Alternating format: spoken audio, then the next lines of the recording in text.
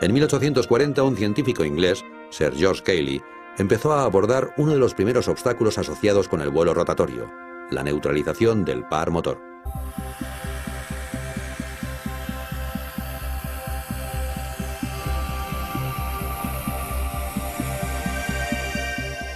La respuesta de Cayley a este problema fue diseñar un helicóptero con dos rotores situados uno frente a otro.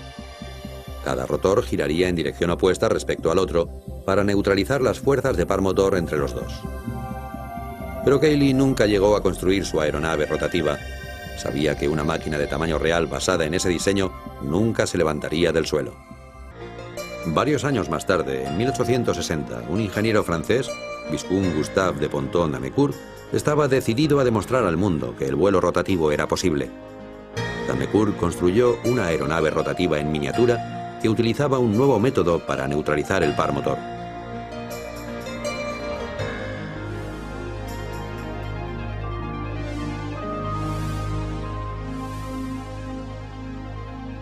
Este método se conoció como método coaxial de control del par motor. Se basaba en dos rotores montados en un eje común. Después de demostrar que un rotor coaxial correctamente diseñado volaría, D'Amécourt diseñó y construyó otra aeronave rotatoria en miniatura. Esta vez utilizó pequeños muelles de relojería como fuente de energía. Este aparato también fue un éxito. D'Amécourt inventó un nombre que ha perdurado hasta nuestros días. Usando las palabras griegas heliko, que significa espiral, y pteron, que significa ala, compuso el nombre helicóptero. El 29 de septiembre de 1907, el pionero francés de la aviación, Louis Breguet, se convirtió en el primero en elevarse del suelo verticalmente. Él y su aeronave se mantuvieron durante 1 minuto a la altura de 2 pies. Breguet no tenía el control de su giroplano número 1 y su aeronave estaba trabada al suelo para mayor seguridad. El 13 de noviembre de 1907, otro ingeniero francés, Paul Cornu, haría también historia en la aviación. Manteniendo una altura de 1 pie durante varios minutos, Cornu se convirtió en la primera persona que se elevó verticalmente en una aeronave de motor sin asistencia terrestre. Fue un vuelo rotatorio real. Sin embargo, el control de la máquina seguía siendo escaso. Aunque hubo muchos ingenieros que siguieron los pasos de Cornu e incluso consiguieron volar durante 7 minutos, todos tuvieron el mismo problema, la falta de control. En 1925, un ingeniero español, Juan de la Cierva, recuperó la idea del helicóptero para desarrollarla. Su invento, un nuevo tipo de aeronave, el autogiro.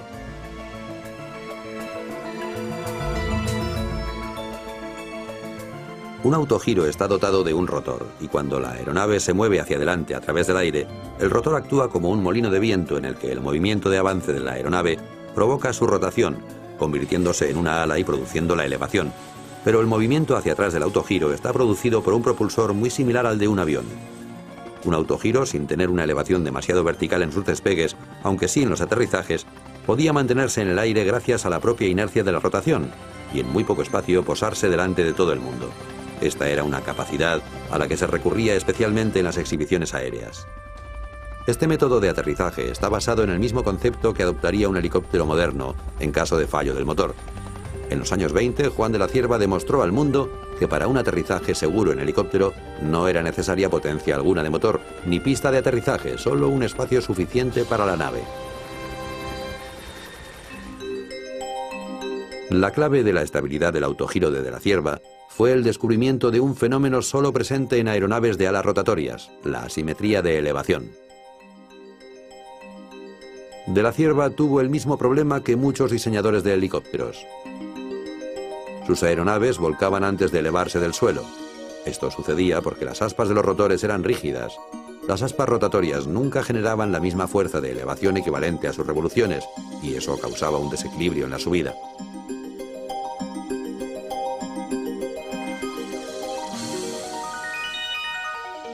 ¿La solución de la Cierva? Uniendo cada aspa mediante bisagras, las dotó de capacidad para moverse a proa y a popa y arriba y abajo. Esto permitiría que las aspas del rotor encontrasen su propio camino en el aire.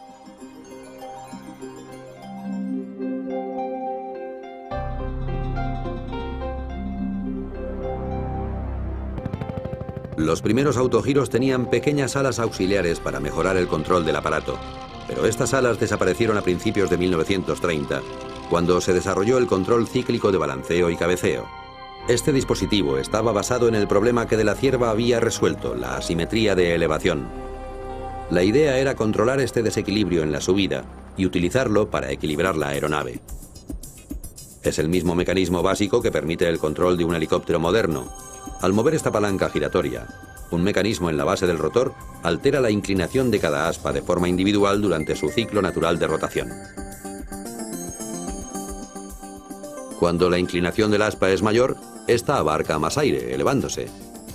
Cuando la inclinación es menor, el aspa se mueve hacia abajo debido a la inferior presión de aire en su superficie. El efecto global del sistema es el cambio en el plano del rotor que permite el control direccional del helicóptero. Así funcionan los helicópteros hoy en día. Los helicópteros modernos también poseen un mando colectivo de elevación. Se trata de una palanca que cambia la inclinación de todas las aspas del rotor simultáneamente. De este modo, el piloto puede elevarse verticalmente, controlar el aparato y con la palanca giratoria compensar los desequilibrios de las fuerzas de elevación.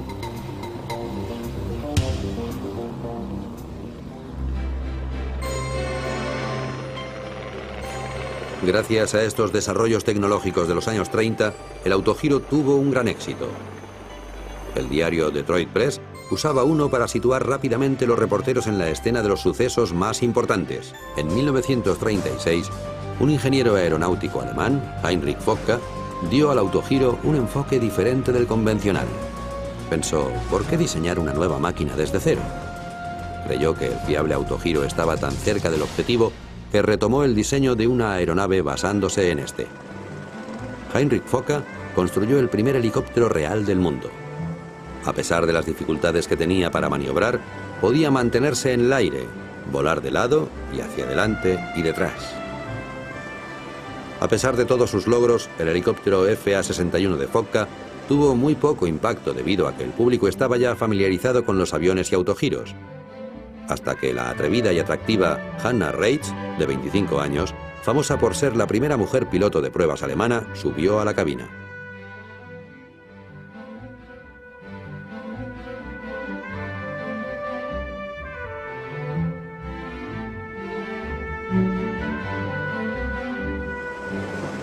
En febrero de 1938, Reitz realizó demostraciones del helicóptero de Focke en el estadio berlinés de Cavernous Deutschlandheim, cada noche durante 2 semanas.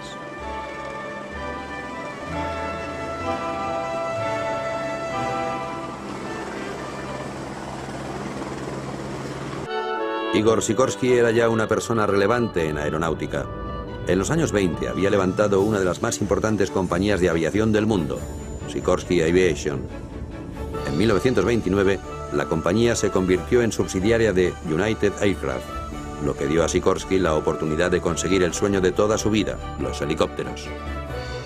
Durante su juventud en Rusia, en 1909, Sikorsky ya había construido diversos prototipos fallidos de helicópteros, pero en 1931 estaba preparado para retomar la tarea. Los croquis de Sikorsky dieron lugar a un diseño único en la época, un helicóptero basado en un solo rotor principal. Hasta finales de los años 30, la mayoría de helicópteros que habían conseguido elevarse eran de diseño coaxial, es decir, con 2 ejes, o tenían al menos 2 rotores principales, como el helicóptero de Focke. Entre 1936 y 1938, Igor Sikorsky había llegado a la conclusión de que estos diseños no funcionarían y estaba empezando a desarrollar el equipo y la filosofía de diseño necesarios para un aparato de un solo rotor. El 14 de septiembre de 1939, Sikorsky inició cautelosamente los vuelos de prueba de su modelo VS-300 de un solo rotor principal. Mantuvo su aeronave atada al suelo mientras realizaba las mejoras pertinentes en su diseño. Concentrado en conseguir un modo de controlar su aparato, Sikorsky se centró en una configuración con un rotor de cola. Realizó innumerables pruebas, desde aeronaves sin rotor de cola hasta con 3 rotores.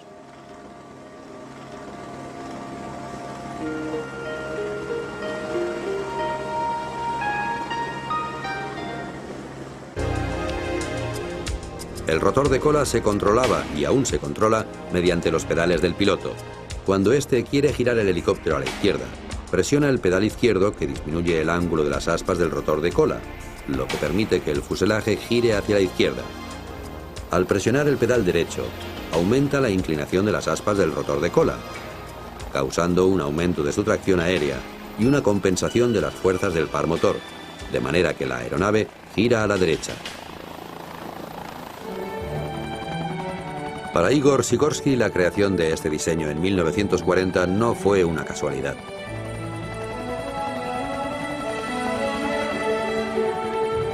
Realizó muchos vuelos de prueba que exigieron numerosas modificaciones, tantas que los mecánicos de Sikorsky apodaron al prototipo VS-300 como la pesadilla de Sikorsky.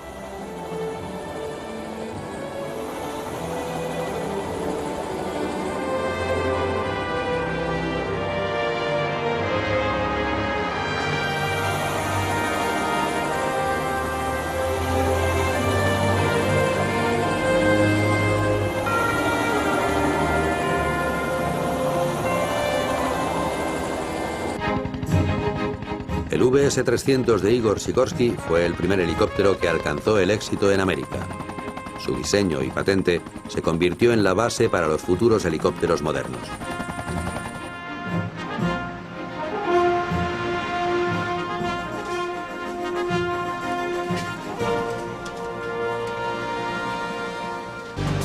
Hacia el final de la Segunda Guerra Mundial, unos 400 helicópteros Sikorsky ya habían salido de las líneas de montaje. Los líderes militares pensaron primero en el helicóptero como una herramienta de exploración, pero el helicóptero demostró rápidamente que era capaz de mucho más. Durante los últimos años de la Segunda Guerra Mundial, muchas víctimas fueron rescatadas de lugares solo accesibles en helicóptero. Los militares estaban impresionados por el potencial de salvar vidas de esta nueva máquina. El helicóptero había demostrado que podía ser una aeronave realmente útil, un ángel de la guarda de hélices rotatorias.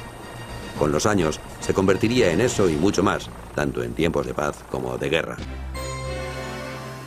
Los pioneros del helicóptero tuvieron todos una cosa en común. No había un camino a seguir.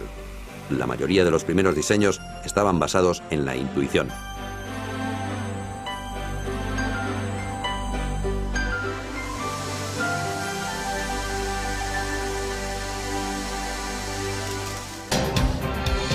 Frank Piasecki construyó y pilotó el segundo helicóptero de éxito en América, el Piasecki PV-2. Al igual que Igor Sikorsky antes que él, los primeros vuelos del Piasecki estuvieron asegurados desde tierra.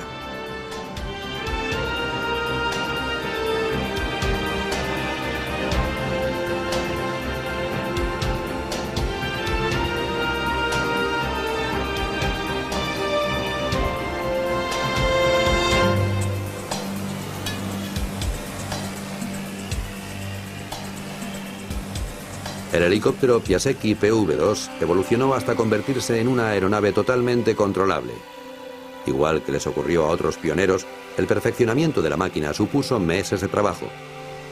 Además de estar tratando con una máquina nueva y desconocida y con complejos retos tecnológicos, reunir los fondos necesarios para su desarrollo no fue tarea fácil.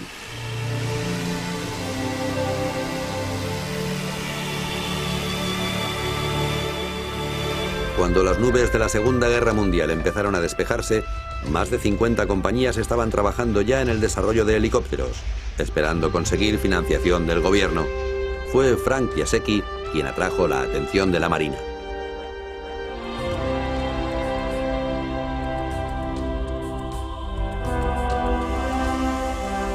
Piasecki construyó diversas variaciones de helicópteros de 2 rotores. Poco después de la Segunda Guerra Mundial, ya los utilizaban Marina, el Cuerpo de Marines y los guardacostas. Sin embargo, hacia agosto de 1950, las Fuerzas Armadas se encontraron con la desesperada demanda de cientos de helicópteros en una guerra que nadie esperaba. Los helicópteros eran usados para evacuación médica y empezaron a utilizarse en el rescate de pilotos que habían sido abatidos más allá de las líneas enemigas. Al principio, la mayoría de helicópteros en uso eran del modelo PV-3 de Frank Piasecki, vulgarmente conocidos como las bananas voladoras. También se usaban los helicópteros S-51 de Igor Sikorsky. Sin embargo, para desempeñar funciones de evacuación médica, se requería un helicóptero ligero y más pequeño. El diseño fue obra de un joven inventor, Arthur Young, que trabajaba para la famosa Corporation Bell Aircraft. El joven Young construyó el tercer helicóptero más famoso de América, el modelo 30 de Bell. Esta aeronave hizo su primer vuelo el 26 de junio de 1943, solo 2 meses después de que Piasecki se elevase por primera vez. Después de 2 años de desarrollo y de diversas mejoras, Arthur Young voló con el helicóptero Bell 47. El Bell 47 se convirtió en un símbolo de esperanza para los soldados americanos en la Guerra de Corea. Pronto se convirtió en compañero imprescindible de las unidades choque y de los hospitales de campaña. Con su carlinga de plástico en forma de bulbo, el Bell 47 rápidamente se hizo reconocible en todo el mundo. Su característico sonido clop, clop, clop, clop dio origen a la denominación chopper, troceador.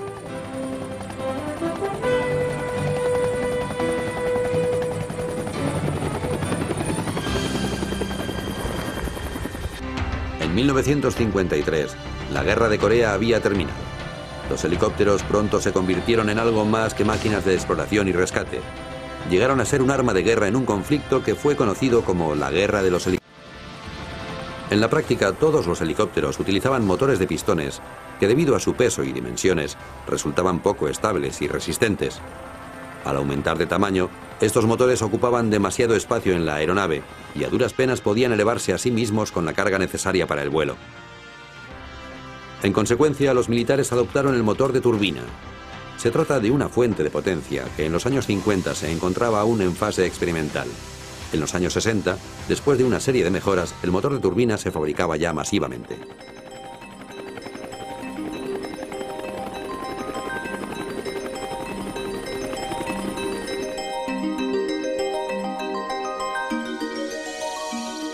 Un motor de turbina consta de un ventilador giratorio que succiona el aire hacia una cámara de combustión, donde se produce la mezcla con el combustible y el encendido. Con la combustión de carburante, se generan gases calientes que se dirigen a la turbina, provocando que gire. Una barra de tracción conectada a esta es responsable del giro del rotor, y otros dispositivos adyacentes como la caja de cambios del rotor de cola o los generadores de corriente. El helicóptero de turbina fue el símbolo de la guerra de Vietnam. El Bell HU-1, más conocido como Huey, un apoyo inventado por los pilotos militares, basándose en las iniciales del helicóptero. El vuelo de estas máquinas durante el combate exponía a graves peligros tanto a pilotos como a aeronaves. Durante el rescate de soldados heridos, a menudo en las líneas enemigas, los helicópteros se convirtieron en grandes objetivos móviles para el enemigo. Sin embargo, nada era más apreciado por las tropas americanas que luchaban en zonas pantanosas o parajes similares que el Bell HU-1. El Huey era considerado un ángel de la guarda, una de las máquinas de guerra más respetadas.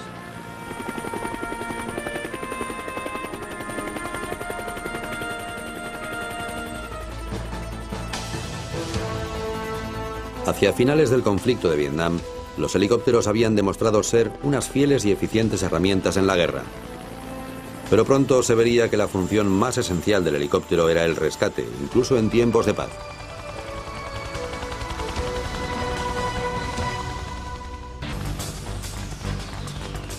Veinte años después del nacimiento del primer helicóptero moderno, este ya era tenido en cuenta por todo el mundo.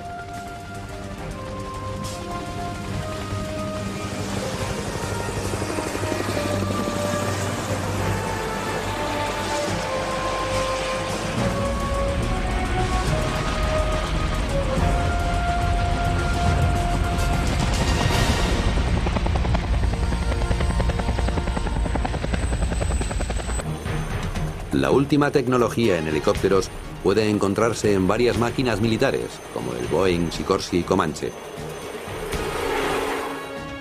Esta máquina indetectable por el radar puede volar a velocidades de hasta 320 km por hora y ejecutar giros sobre sí mismo en 4 segundos y medio. El Comanche es capaz de volar lateralmente o hacia atrás a 112 km por hora, mientras el piloto usa su radar de última generación o los sensores de infrarrojos.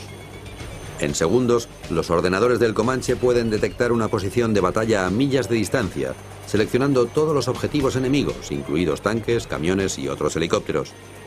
Mientras muestra los objetivos para su identificación por parte de la tripulación, el sistema selecciona el arma más adecuada para neutralizar cada blanco, ya sea utilizando sus propios sistemas de armamento o enviando información codificada a otros comandos aéreos o terrestres. De todos modos, la faceta civil de la tecnología del helicóptero no deja de ser muy importante. Los helicópteros están siempre preparados para nuestra seguridad y beneficio. Mucha gente no se da cuenta de que una de las funciones del helicóptero en un área metropolitana es que constituyen parte del programa de emergencias en caso de siniestro o catástrofes. Los helicópteros pueden llegar a cualquier zona para ayudar a la comunidad, y lo que permite además considerarlos como servicio comunitario.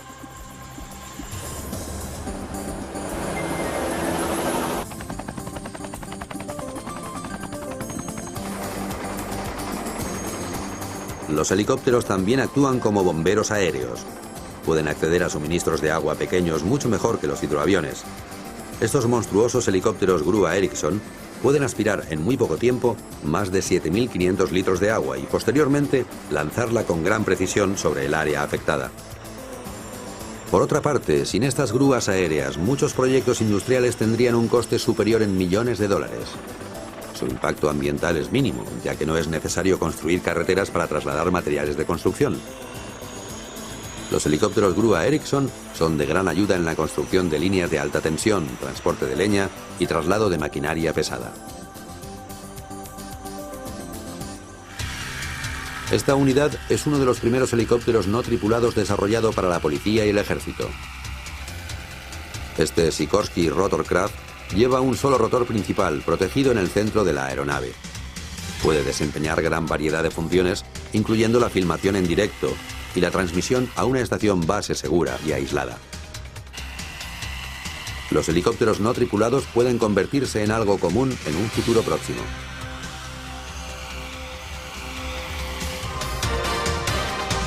La sed del hombre por la perfección del vuelo tridimensional parece ser una conquista aún no finalizada. Pero sea lo que consigamos en el futuro, el helicóptero será siempre nuestra fuente de inspiración. La característica que hace único al helicóptero es el hecho de que ha podido ser vivido por el hombre, cosa que se había considerado como un sueño hasta ahora. La capacidad de despegue y aterrizaje vertical y la habilidad de mantenerse en el aire sin moverse es algo que solo el helicóptero puede ofrecer a la humanidad. Igor Sikorsky solía decir que es interesante que todas las primeras leyendas del vuelo, el caballo alado, las alfombras voladoras, los tronos voladores de China, tengan una cosa en común: no necesitaban un aeropuerto, en todos los casos eran máquinas de despegue y aterrizaje vertical.